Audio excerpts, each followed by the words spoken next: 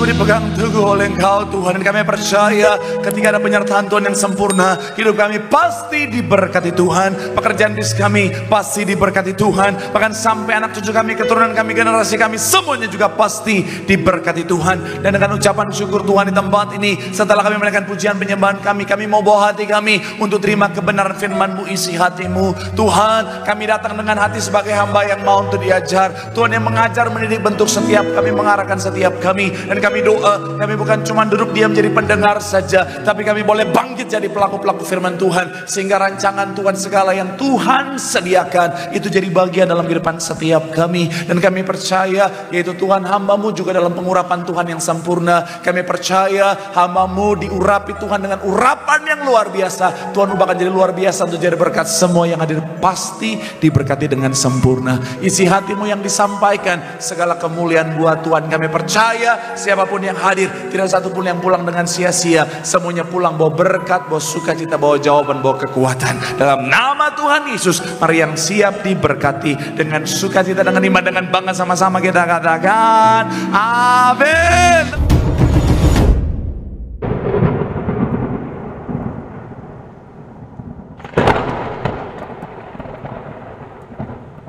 Tepuk tangan yang paling meriah buat Tuhan. Silakan duduk saudara. Terima kasih buat setiap rekan-rekan yang sudah mulai dengan luar biasa. Dan dari tempat, dari mimbar ini saya mau sampaikan salam damai sejahtera. Shalom. Sekali lagi shalom. Haleluya. Dalam Tuhan ada sukacita, amin. Dan di mana ada sukacita pasti ada senyuman di wajahnya. Sama-sama boleh berikan senyuman, jumpai kanan kiri, depan belakangmu. Katakan mari bersukacita dalam Tuhan. Bilang sama yang ngomong, awal bulan nih. Saya mencium aroma sultan. Haleluya. Tapi kalau ada yang cembetut, artinya ada aroma cicilan sudah. Tapi saya percaya semuanya dalam pemeliharaan Tuhan yang sempurna. Dan saya melihat semangat yang luar biasa mencari Tuhan. Bilang dulu sama kanan kirimu, sukacita. Bilang sama yang ngomong, senyumnya mana. Bilang sama yang ngomong, itu baru anak Tuhan. Tepuk tangan dulu yang paling meriah buat Tuhan. Haleluya. Saya mau bilang saudara, orang yang semangat, orang yang setia cari Tuhan, janji Tuhan, hidupnya, anak cucunya pasti diberkati Tuhan. Sekali lagi tepuk tangan yang paling meriah buat Tuhan. Sama-sama bilang sama saya, aku pasti diberkati Tuhan. Anak cucuku pasti diberkati Tuhan. Bilang kanan kirimu, kamu juga pasti diberkati Tuhan. Bilang sama yang ngomong, kamu luar biasa. Bilang sama yang ngomong, semangat. Tepuk tangan sekali lagi yang paling meriah buat Tuhan. Haleluya. Yuk, yang bawa Alkitab, kita mau angkat Alkitab kita. Alkitab juga boleh, Alkitab juga boleh. Yang nggak bawa Alkitab, angkat tangan juga boleh. Sama-sama dengan iman percaya, sama-sama kita katakan dalam nama Tuhan Yesus, aku percaya Alkitab ini adalah firman Tuhan. Setiap kata kalimatnya sanggup memberkati aku. Dan hari ini aku pasti diubahkan, aku pasti dipulihkan dalam nama Tuhan. Sama-sama kita katakan amin. Kita buka Yakobus 1 ayat 12 jadi pembukaan pengantar pembahasan kita. Yakobus 1 ayatnya yang ke-12. Yang sudah di sana Yakobus 1 boleh bilang, aku diberkati Tuhan. Sama-sama kita baca saudara. 3. Iya. Berbahagialah sebab apabila ia sudah tahan uji, ia akan apa? Sekali lagi saudara. 3. Iya. Berbahagialah orang yang bertahan dalam pencobaan, sebab apabila ia sudah tahan uji, ia akan menerima apa?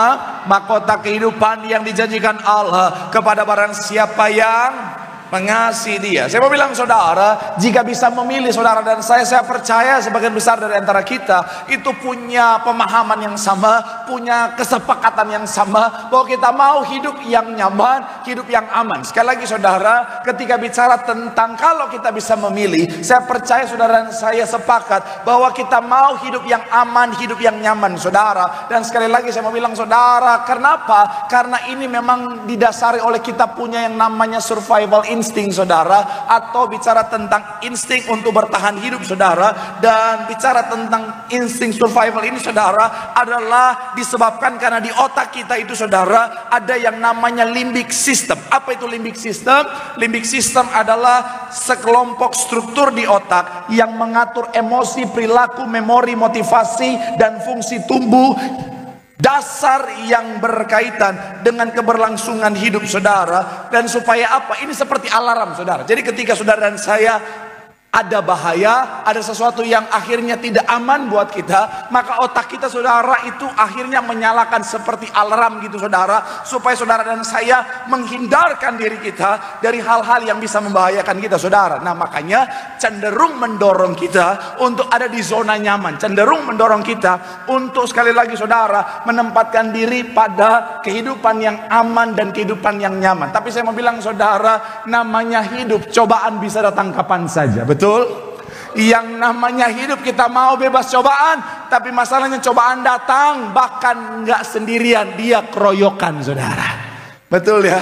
Hidup lagi nyaman-nyamannya, cobaan datang saudara. Tapi sekali lagi saya mau bilang saudara, mungkin saudara bilang sama saya, Pak Pendeta, iya Pak Pendeta, tapi kan saya anak Tuhan Pak Pendeta, kok bisa ada cobaan? Saya mau bilang justru saudara dan saya ketika kita menjadi anak Tuhan, Tuhan bisa izinkan cobaan datang dalam kehidupan setiap kita. Dan kenapa? Karena memang Tuhan mau pakai cobaan itu untuk mendatangkan kebaikan. Sama-sama bilang sama saya, cobaan. Sama-sama bilang sama saya, untuk mendatangkan kebaikan. Amin. Makanya ayat 12 tadi bilang begini saudara, cobaan itu saudara Tuhan izinkan supaya saudara dan saya menjadi pribadi yang tahan uji. Dan kalau kita sudah tahan uji, mahkota kehidupan yang Tuhan sediakan akan jadi bagian setiap kita. Tepuk tangan dulu yang paling meriah buat Tuhan. Makanya saya suka satu kalimat saudara bilang begini, jangan minta hidup yang tanpa cobaan, tetapi mintalah kekuatan untuk menghadapi setiap cobaan. Sekali lagi, jangan minta hidup tanpa cobaan, tapi mintalah apa? Kekuatan untuk menghadapi cobaan. Dan sejalan dengan itu ada kalimat bilang begini saudara, di TikTok kemarin saya baca saudara, dibilang begini saudara, hidup itu sederhana. Ada cobaan kita cobain, ada nikmat kita nikmatin. Kelas king. Haleluya. Iya lagi. Tapi sekali lagi, cuma di cabang ini yang kurang lucu bagian itu saudara ngajarin. Tapi sekali lagi saya mau bilang saudara, bahwa hidup artinya apa begini saudara. Bicara tentang pencobaan, Tuhan izinkan untuk mendatangkan kebaikan. Sekali lagi sama-sama bilang sama saya, pencobaan. Sama-sama bilang sama saya, untuk kebaikan. Amin. Tapi akhirnya mungkin saudara menatap saya dan berkata, Pak Pendeta, kalau cobaan untuk kebaikan, kenapa ada orang-orang yang saya kenal ketika dia menghadapi pencobaan hidupnya malah menderita, ketika dia menghadapi pencobaan hidupnya malah rusak. Bahkan saya Pak Pendeta, ketika saya ngalamin pencobaan malah justru pencobaan menghancurkan kehidupan saya. Saya mau bilang saudara begini, ada banyak orang, kenapa akhirnya saudara ketika dia menghadapi pencobaan yang harusnya membawa kebaikan dalam kehidupannya malah justru membawa kehancuran. Karena seringkali begini saudara, cara dia meresponi salah, dan akhirnya apa saudara? Respon yang salah membuat dia menerima hasil yang keliru. Saya mau bilang saudara, ada banyak orang ketika dia menghadapi pencobaan, dia meresponi salah, akhirnya menderita dan akhirnya ngalamin kehancuran. Karena seringkali ada banyak orang Kristen tidak tahu bahwa begini saudara, ada hal-hal yang Tuhan anugerahkan untuk membuat saudara dan saya melihat kemenangan atas pencobaan. Sekali lagi, janji Tuhan tidak pernah meninggalkan sendirian. Amin. Tuhan ketika mengizinkan pencobaan datang dalam kehidupan setiap kita, Tuhan itu saudara sudah menganugerahkan segala yang kita perlukan, segala yang kita butuhkan, supaya kemenangan menjadi bagian kita. Katakan amin. Cuma seringkali ada banyak orang Kristen nggak tahu. Makanya begini urutannya, karena dia tidak tahu, dia tidak gunakan. Karena dia tidak gunakan, akhirnya dia kesulitan. Karena dia kesulitan, banyak orang dalam kesulitan, akhirnya ujung-ujungnya kegagalan. Makanya hari ini saya akan ajak saudara untuk sama-sama kita membahas satu tema, yaitu bicara tentang menang atas cobaan kehidupan. Sama-sama bilang sama saya, menang. Sama-sama bilang sama saya, atas cobaan kehidupan. Amin. Ada di layar tapi hanya orang beriman yang bisa melihatnya. Mana ini? Pengangkatan sudah terjadi kah? Sama-sama bilang sama saya, menang.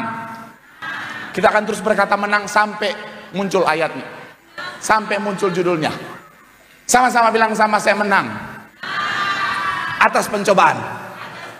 Haleluya. Saya mau bilang sekali lagi, saudara, doa saya melalui firman Tuhan hari ini, saudara dan saya jadi tahu apa yang Tuhan anugerahkan bagi setiap kita, saudara, dalam setiap pencobaan, sehingga bersama dengan Tuhan kita melihat kemenangan atas pencobaan. Tepuk tangan yang paling meriah dulu buat Tuhan. Haleluya. So, apa yang Tuhan anugerahkan untuk membuat kita menang atas cobaan? Yang pertama adalah firman Tuhan. Sama-sama bilang sama saya, firman Tuhan. Sama-sama bilang sama saya, firman Tuhan. Amin. Coba kita lihat 2 Timotius pasal yang ketiga ayat 16. 2 Timotius 3 ayatnya yang ke-16. Yuk, yang sudah di sana boleh bilang, aku diberkati Tuhan. 3, ya. Segala memang bermanfaat untuk apa? Menyatakan, untuk memperbaiki, dan untuk apa? Sekali lagi saudara, 3, ya. Segala tulisan yang diilhamkan Allah memang apa? Untuk mengajar, menyatakan kesalahan, memperbaiki kelakuan, dan untuk apa? Mendidik orang dalam apa? Saya tertarik untuk mengajak saudara melihat kata mendidik, saudara. Kata mendidik bahasa aslinya itu paideia. Itu punya makna seperti seorang ayah yang memberikan instruksi, pelatihan, pendidikan kepada anaknya tentang seluruh kehidupan, saudara. Artinya apa? Firman ini, saudara, adalah seperti manual book atau buku manual. Untuk apa? Untuk supaya saudara dan saya menjalani kehidupan. Sama-sama bilang sama saya, firman Tuhan. Sama-sama bilang sama saya, adalah buku manual. Amin. Nah, saudara, saya kan 1 tahun ini saya baru pindah di rumah yang baru, saudara. Dan awal pindah itu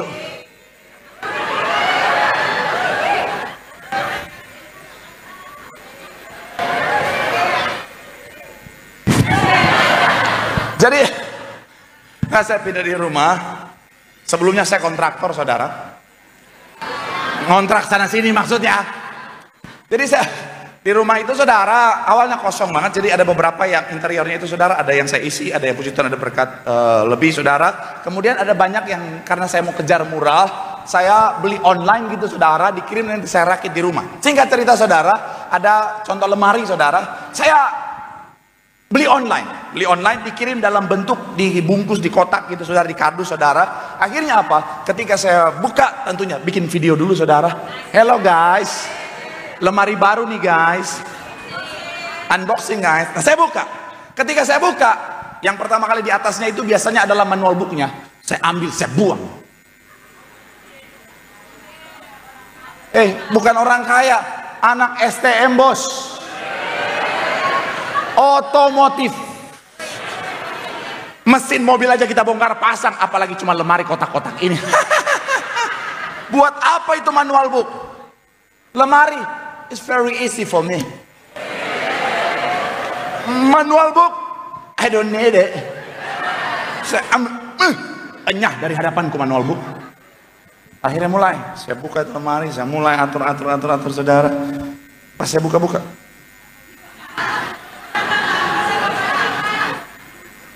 saya pikir kok cuma kotak-kotak, kok banyak itu perintilannya, saudara. Saya lihat kok ada bentuk-bentuk yang aneh, ada bentuk-bentuk loh, kok iso? Akhirnya, saudara, saya kebingungan. Ada nomor-nomornya lagi, saudara. Saya, kok ada nomor-nomornya? Saya pasang-pasang. Dan yang paling bikin saya udah lama bongkar-bongkar, saudara. Saya udah lama susu-susu, saudara. Saya buka baut-bautnya. Ada baut yang begini, saudara.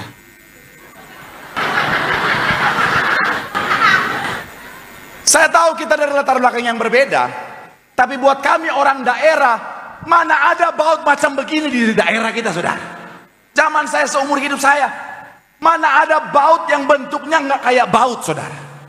Saya lihat, apaan ini? Kok bentuknya aneh, nggak jelas, kayak hubungan kamu sama dia. Hehehehe. Cuma buat anak muda, opung-opung ngapain? Opung-opung, opung. Udah lewat masanya opung. Hubungan kamu sama dia.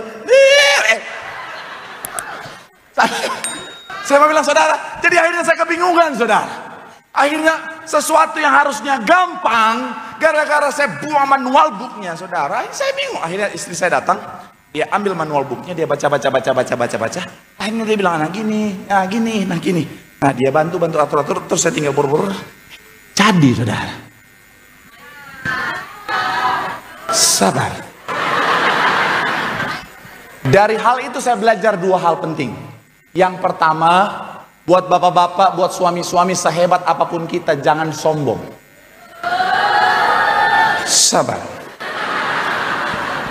Karena kita butuh istri kita sebagai penolong. Betul para wanita? Nah, gantian mereka yang sombong.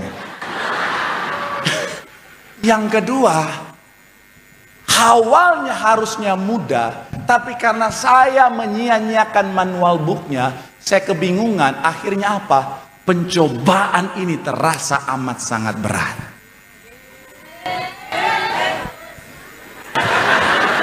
Tolong mimbar pindah ke pojok sana aja, tolong. Di situ nggak ada ketenangan saya. Saya mau bilang ya, dalam hidup kita juga sama. Tuhan ketika kasih pencobaan dalam kehidupan setiap kita, Tuhan sudah sertai kita dengan yang namanya manual book kehidupan. Nah, supaya ketika kita menghadapi pencobaan, kita tahu apa yang harus kita lakukan, sehingga tidak ngalamin yang namanya kesulitan dan akhirnya melihat kemenangan. Tapi seringkali ada banyak anak Tuhan ngalamin kesulitan dalam pencobaan kehidupannya, karena dia nggak pernah baca manual booknya. Kok sepi? Oh iya, fakta ya. Cuman di sini yang betul. Walaupun saya tahu mereka juga nggak baca, sama aja. Saya lama-lama kepahitan loh sama geng depan ini. Tapi sekali lagi saya mau bilang, saudara, iya kan? Ada banyak orang zaman sekarang, saudara, kebingungan ketika menghadapi pencobaan. Dia bingung, apa yang harus aku lakukan? Kenapa? Karena nggak pernah baca manual booknya. Saya mau bilang, saudara, mohon maaf ya. Ada banyak anak Tuhan zaman sekarang, saudara, lebih senang main handphone daripada baca Alkitab.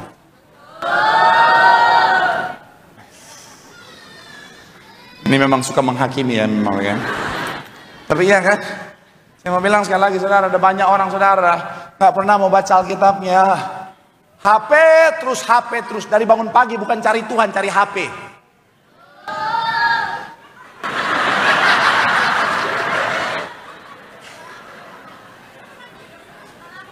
Nggak apa-apa.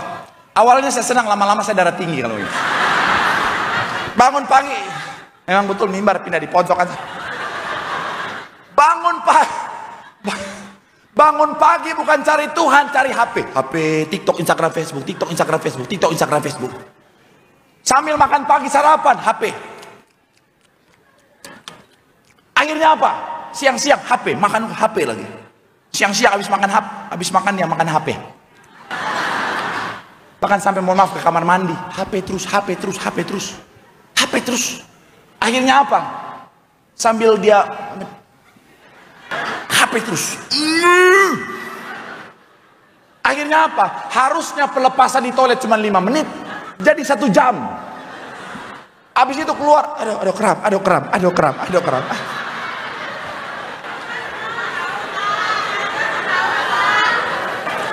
Ya saya tahu karena saya juga ngalamin. Nah, jadi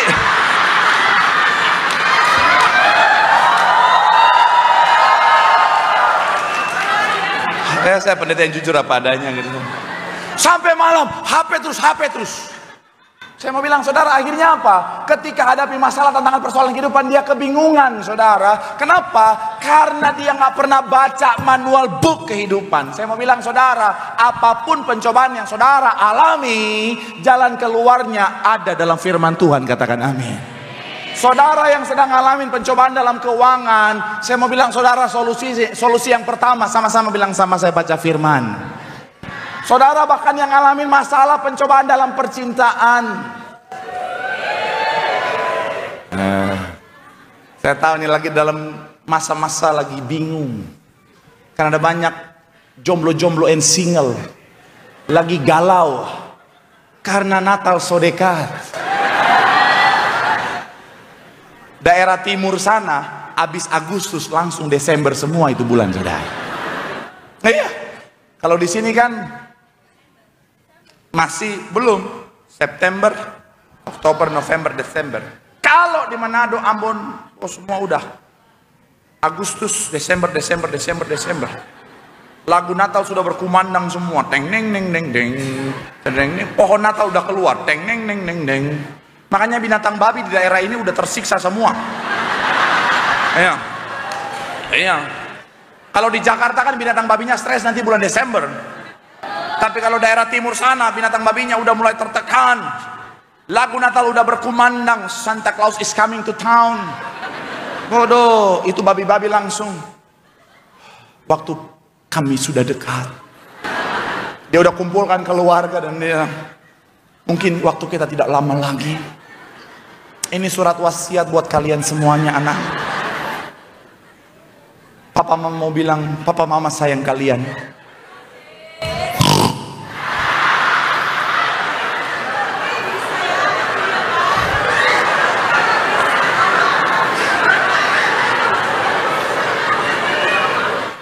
Mirip aja, kurang ajar, berdosa. Pelepasan. Udah 8 sesi baru ada yang bilang mirip, berdosa.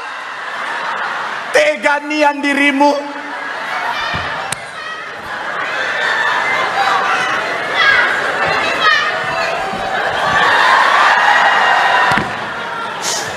Ku menangis.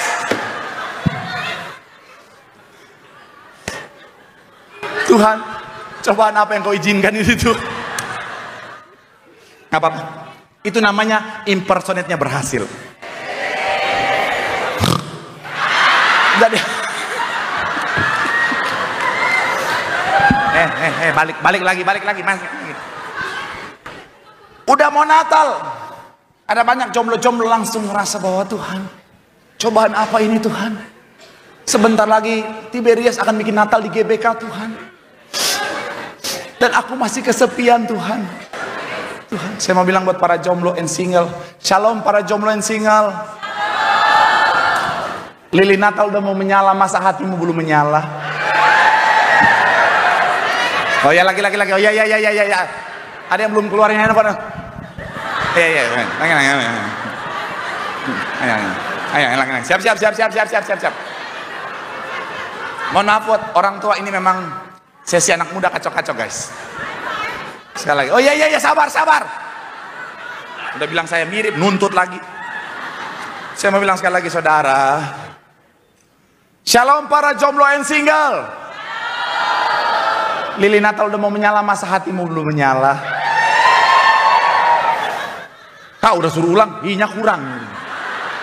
Tapi sekali lagi saya mau bilang saudara, baca firman Tuhan. Amin. Saudara yang menghadapi masalah dalam rumah tangga, baca firman. Kau ngalamin pencobaan karena suamimu ngeselin, bikin darah tinggi, bu. Baca. Shalom bapak-bapak. Kau tertekan gara-gara istrimu sukar dimengerti, pak. Baca. Jangan cari yang lain. Ada banyak orang, oh Pak Pendeta saya bingung mau mengerti istri saya. Saya beli buku Pak Pendeta. Susah. Ada ini, coba lihat gambar ini.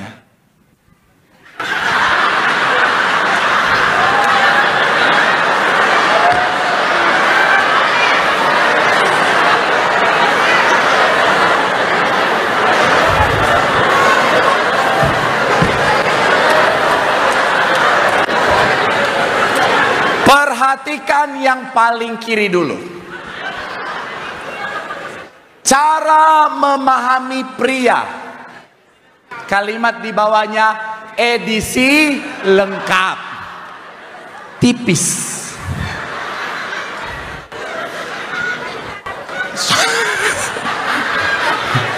Saudara lihat buku yang tebal di sampingnya. Cara memahami wanita. Kalimat di bawahnya bagian pertama. Pak, kalau ada bagian pertama artinya ada bagian kedua dong. Ada. Mana bukunya? Ini.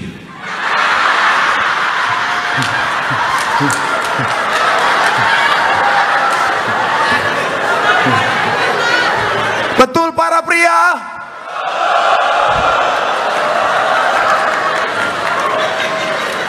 Jangan bangga, jangan malah ketawa, bertobat. Tapi sekali lagi saya mau bilang saudara, semua itu sia-sia. Tapi kalau saudara baca firman, itu akan menolong setiap kita. Amin. Maka sekali lagi saya mau bilang saudara, ayo. Ya, yang mau batuk-batuk dulu silakan. Sekali lagi saya mau bilang saudara, pencobaan apapun yang saudara alami, Tuhan sudah kasih kita, yaitu apa? Firman. Baca firman, renungkan firman, lakukan firman. Apapun pencobaanmu, bersama dengan Tuhan kau pasti melihat kemenangan. Tepuk tangan yang paling meriah buat Tuhan. Bilang sama kanan kirimu, baca firman, di situ ada kemenangan. Tepuk tangan yang paling meriah buat Tuhan. Haleluya. Yang kedua, apa yang Tuhan anugerahkan untuk membuat kita menang atas cobaan? Yang kedua, hubungan dengan Tuhan. Sama-sama bilang sama saya, hubungan dengan Tuhan. Sama-sama bilang sama saya, hubungan. Kejadian 2 ayat 16. Sama-sama kita akan masuk sedikit lebih dalam saudara. Ayatnya yang ke-16. So, sama-sama yang sudah di sana boleh bilang, aku diberkati Tuhan.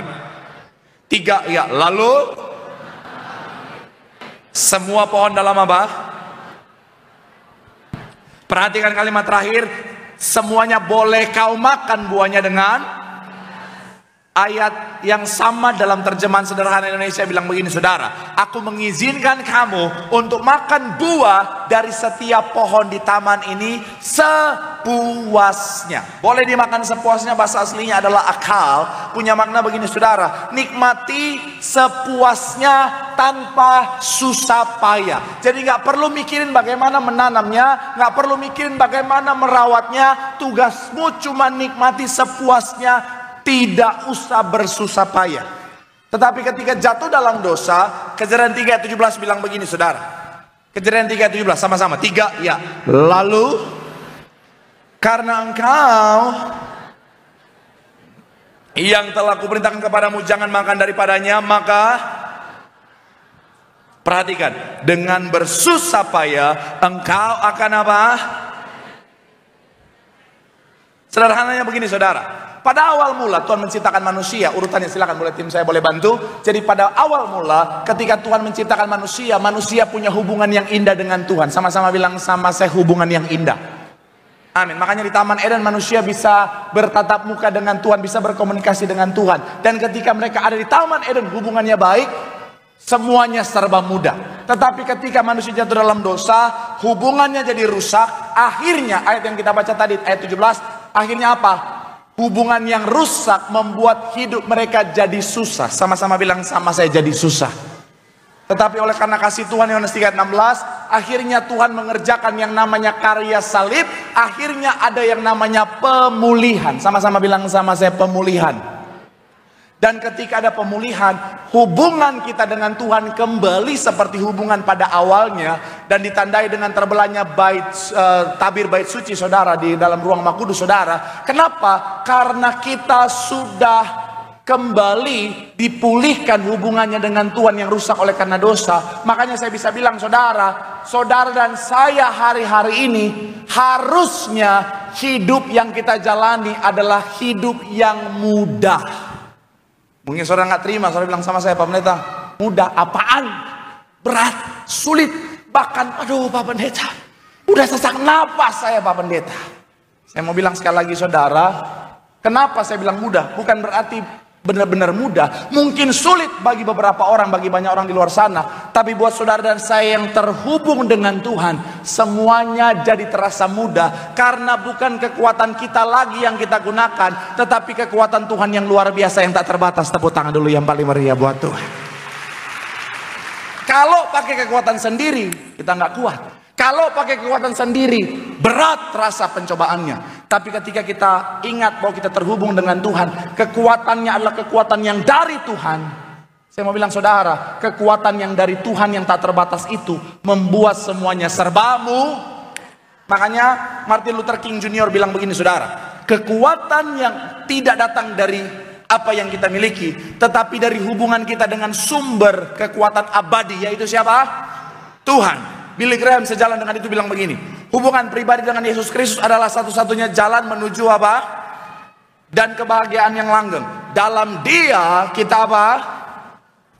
Sama-sama bilang sama saya, kekuatan untuk menghadapi setiap tantangan hidup. Bahkan banyak jurnal yang membuktikan orang yang punya hubungan spiritual dengan Tuhan saudara, memiliki kemampuan untuk menangkal stres, memaknai hidup atau memiliki hidup yang bermakna, level optimis dan harapannya tinggi, mampu atau punya kemampuan dalam meregulasi emosi dan lain sebagainya. Kenapa? Karena terhubung dengan sumber kekuatan. Makanya sekali lagi saya mau bilang, saudara, kalau hari ini kita bilang berat, kalau hari ini kita bilang, Pak, pencobaannya saya nggak mampu, Pak, saya mau bilang, evaluasi lagi hubunganmu dengan Tuhan. Karena kalau kita terhubung dengan Tuhan, sumber kekuatan yang sejati itu, tidak ada kata berat, tidak ada kata susah, tidak ada kata sulit.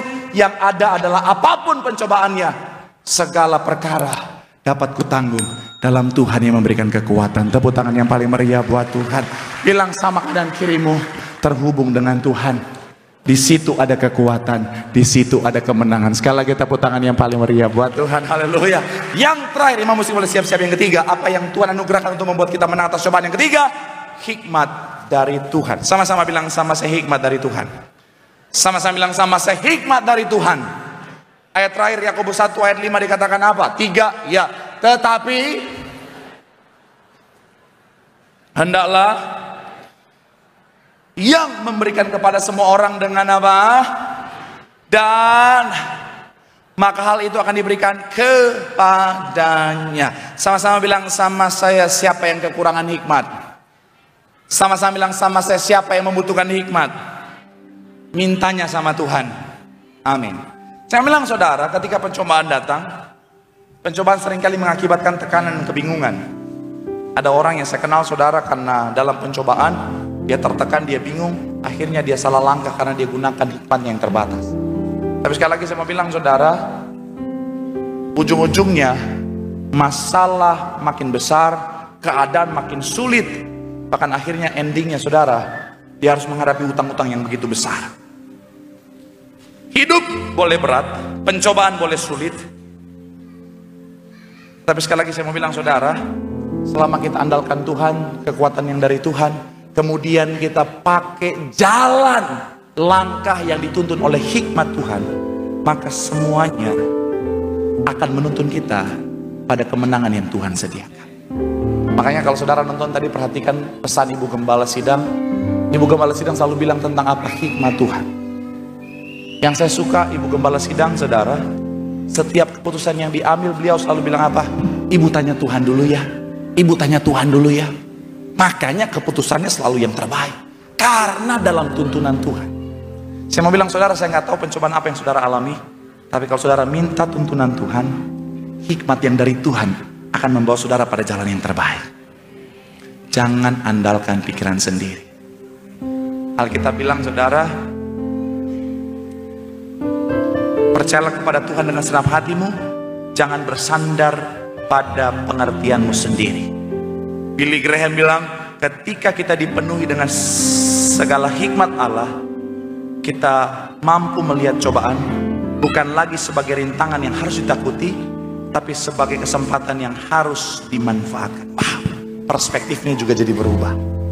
Saya nggak tahu sekali lagi apa yang sementara saudara hadapi, tapi yang saya tahu, ketika saudara minta hikmat sama Tuhan, hikmat Tuhan akan menuntunmu pada jalan yang benar.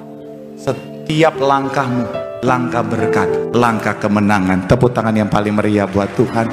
Bilang sama kanan kirimu, minta hikmat sama Tuhan. Di situ ada kemenangan. Tepuk tangan sekali lagi yang paling meriah. Yang diberkati, boleh lambaikan tanganmu. Sorak-sorai yang paling meriah buat Tuhan. Haleluya. Terima kasih Tuhan. Terima kasih Tuhan.